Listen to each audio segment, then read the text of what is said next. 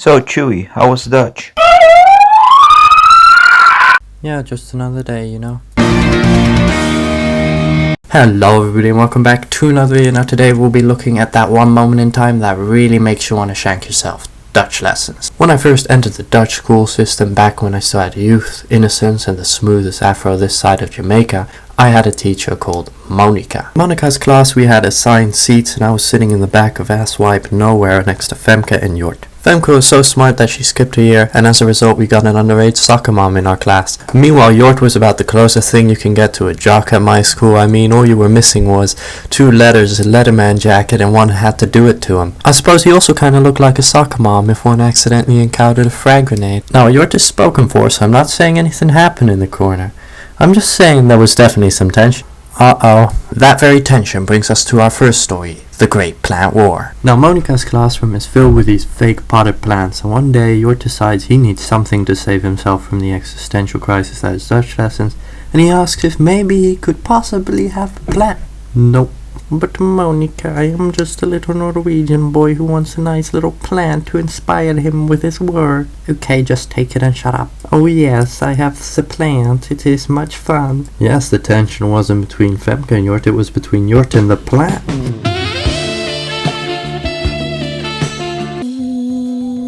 Okay, maybe it was more like 3-way tension, Jort, Femke, plant.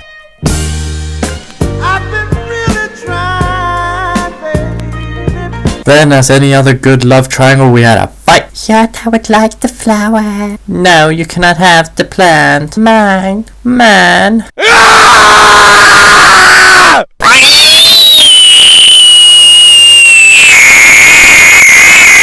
At this moment in time, everybody else realized that, wait a second, fighting about plants, it's better than Dutch. And just chaos. Yeah. There isn't really a punchline to this story. I guess that Monica called Jort gay slightly later that lesson, but that's something else. One day, Monica decides that she doesn't want to teach us anymore, so she gets herself an intern. I choose you, Rutger Chu. Pika-pee. Rutger used to be a primary school teacher and he played in a band, so he was really cool. But there aren't really any interesting stories, so we're just gonna skip him. He'd give a mean handshake at the end of every lesson though. One day, Monica came back. Who is this strange lady? She seems vaguely familiar. And she said the words, I choose you, Cindy Mander.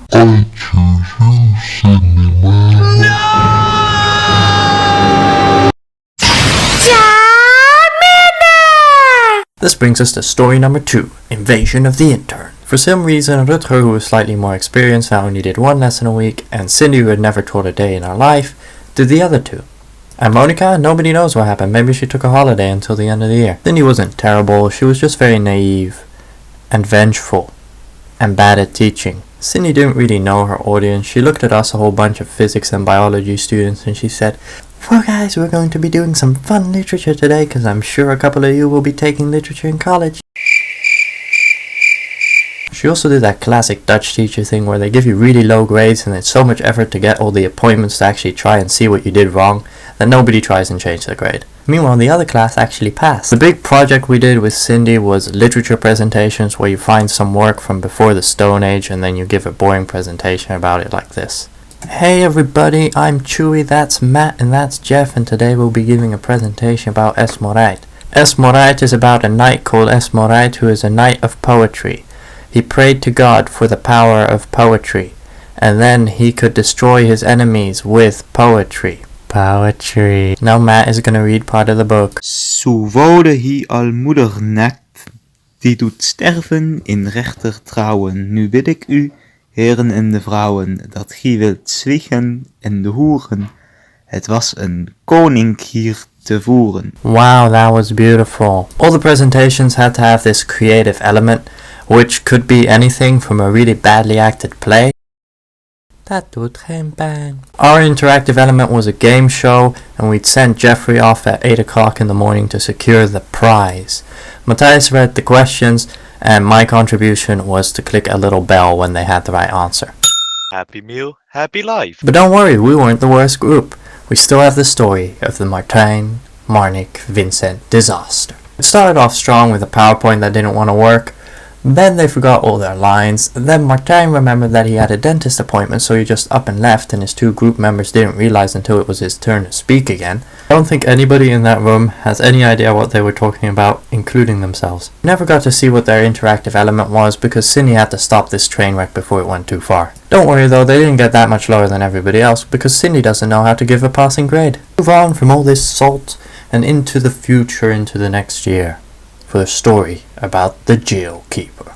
This is Frances. She's officially the worst teacher I've ever had. Frances did all the annoying things that Cindy did, like giving you low marks and having no way to appeal it, but she was also just downright creepy. Imagine that you're giving a presentation and you say that the author said in his book that he wrote the book to honor his grandfather. And then Frances says, that's not why he wrote it. But it says it right here in the book. That's true. But you're wrong. Frances had this tendency to smile really creepily, like a shark who's just going to bite your head off as soon as you look away. One time I was doing physics outside the Dutch class and we heard Frances laugh and I saw two people opposite me physically shiver. One time we were waiting outside the Dutch classroom and the door was locked, and then Frances shows up 10 minutes late and she opens the door and guess what? There was a kid locked inside all the time. He was voluntarily doing some work. If it was voluntary, then why did he have to be locked up? Frances's marking was also on point. I mean, we had some kids doing a discussion and she asked them, what do you think you have? And they said, well, we did all the things that were asked, so we have at least like 50%. Well, you have maximum 20%. Frances could also be very strict with homework. One time people didn't make their homework well enough, so she sent 60 people to detention. That's 3 whole classes. Meanwhile, the other class had Lisbeth, and if we're making all the teachers Pokemon, Lisbeth would be a ghastly because she wore purple every day, and when about halfway through the year, she just poof, disappeared. As a result, the other class got better marks, less projects, and Rutger, who had now upgraded his handshakes to extra sweaty. Frances liked me in a pity sort of way. I didn't grow up in the Netherlands, so my Dutch isn't great, and she kind of treated me like I had a mental disability. After every presentation I gave, she would say something like, look class, Chewie went up there and he gave a presentation even though he's retarded. You should all be proud of him. At the end of the year for the final test, in my version I got the highest and that was 60%. Yeah, Frances marks. And then she said, well, I think you can be very proud of this, and one day you might even get 70%. However, I never think that you'll be just as good as the normal children. But then we come to the final year and we're back to just Monica. Just Monica, just Monica, just Monica, just Monica. But don't worry, everybody still gets taken from behind with a piece of rusty rhubarb because we have a giant literature project. The real reason I haven't been uploading? So many pages of literature and a discussion with those boys. It was great. However, I got an 83%, which is the highest mark I ever got for Dutch, so it was all worth it. Every single hour of lost time. In preparation for our final exams, we are allowed to take one subject for a whole day. And of course, what did I pick? I picked Dutch. I brought this on myself. Well guys, that was it for this video. Don't forget to leave a like, subscribe, watch another video, the whole shabam shaboom.